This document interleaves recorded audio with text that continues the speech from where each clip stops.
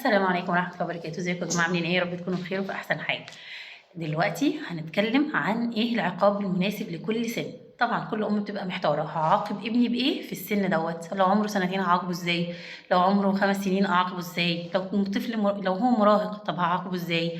طيب احنا اتفقنا على اسس لازم هناخد بالنا منها دايما في العقاب، لازم هتبقى في دماغنا، ونرجع للفيديو اللي فات عشان ما نقولهاش تاني. ارجعوا للفيديو اللي فات اعرفوا ايه الحاجات اللي لازم نحطها قدامنا واحنا بنعاقب الطفل.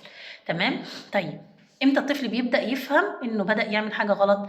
سنه ونص. سنه ونص يبدا الطفل يفهم ان لا، يعني لا، ان في فعلا دي حاجه ماما مش حباها، او ان ده سلوك غلط ما ينفعش ان هو يتعمل.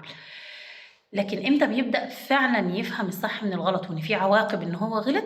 عند عمر سنتين. عند عمر سنتين بيبدأ الطفل يفهم فعلا ان في عواقب، بس الطفل ما بيبقاش فاهم العواقب البعيدة المدى، هو فاهم الحاجة في لحظتها. يعني انت هتقولي له لا على الحاجة، يبقى في لحظتها الحاجة، يبقى العقاب فوري في نفس الوقت وسريع وعلى قد يدوب الغلط. رمى الألعاب يتحرم منها، رمى العصير خلاص مفيش عصير، ساب الأكل وغضب عليه خلاص مفيش أكل.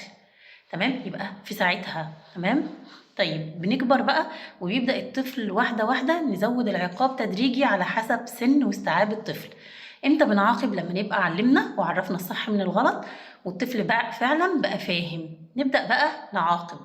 اتكلمنا وتناقشنا وفهمنا فخلاص نبدأ بقى نعاقب. العقاب بقى بيكون ازاي؟ في تكنيك كده للعقاب، ان احنا بنعمل ايه؟ بنسحب امتيازات. في شويه امتيازات الطفل بياخدها فاحنا بنسحبها. امتيازات زي ايه؟ امتيازات مش حاجه اساسيه خالص، مفيش حد بيتعاقب بالاكل والشرب، مش حاجه انت معاقب من الغدا النهارده عشان انت عملت حاجه غلط، مفيش الكلام ده خالص. العقاب بيبقى سحب امتيازات. امتيازات زي مثلا ايه؟ ان انا مثلا هلعب النهارده شويه بالموبايل لو احنا مسموح ومدينه وقت، باللاب مثلا هنخرج مع اصحابنا، هنخرج نتفسح فسحتنا. لو هنحرم من المصروف خليه تدريجي، ما تحرميش من المصروف مرة واحدة. بمعنى ايه؟ انت بكرة محروم من نص المصروف، لو بتاخد 10 هتاخد 5 بس.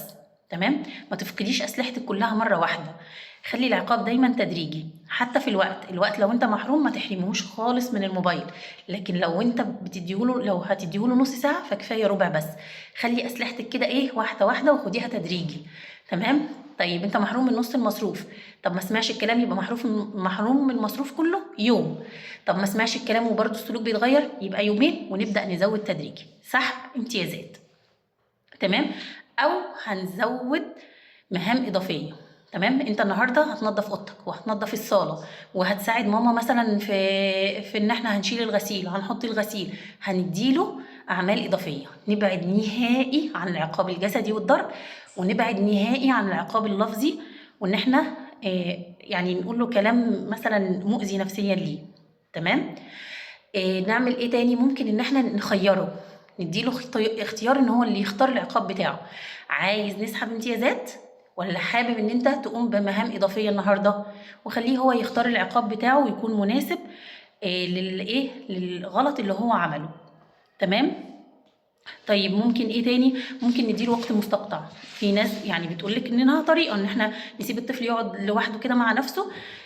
بيقول لك دقيقه لكل عمر، يعني طفل 5 سنين انت هتقعد 5 دقائق، مفيش اي حاجه، مش هتلعب، مش هتتكلم مع ماما، مش هتعمل اي حاجه، انت قاعد بس ساكت ما بتعملش اي حاجه. فكر بقى في اللي انت عملته واعرف ان هو كان غلط وعشان كده انت اتعاقبت. تمام؟ لازم دايما نفهم الطفل احنا ليه بنعاقب، وان اللي هو عمله غلط وغلط ليه، ونبدأ نفهمه. تمام؟ وهنرجع ونأكد تاني، ممنوع العقاب قدام حد، ما ينفعش نعاقب قدام حد، لازم العقاب يكون على انفراد. تمام؟ طيب وصلنا لسن المراهقة. سن المراهقة ده حساس، وقلنا ان شاء الله بإذن الله هنفرد له حلقات، بس هي نفس الفكرة، احنا يا اما هنسحب امتيازات، مفيش خروج مع اصحابك، نفس الفكرة في فكرة سحب الامتيازات، او اعمال اضافيه، او انك هتقعد لوحدك مع نفسك كده، فكر في اللي انت عملته وفكر له في حل. لو هو يقدر يحل المشكله فهنخليه يحلها. تمام؟ ونخليه هو يختار العقاب اللي هو شايف ان هو مناسب ليه. مرحله المراهقه مرحله خطر شويه، فاحنا محتاجين ان احنا يعني حتى العقاب يكون العقاب كده ايه، مدروس ومفهوم قوي، والطفل او اللي هو خلاص بدأ يبقى شاب يشاركنا فيه. تمام يا جماعه؟ يبقى كده تقريبا العقاب المناسب لكل سن. لو انتوا عندكم اي استفسارات اكتبوا لي في التعليقات، وان شاء الله باذن الله هرد عليكم.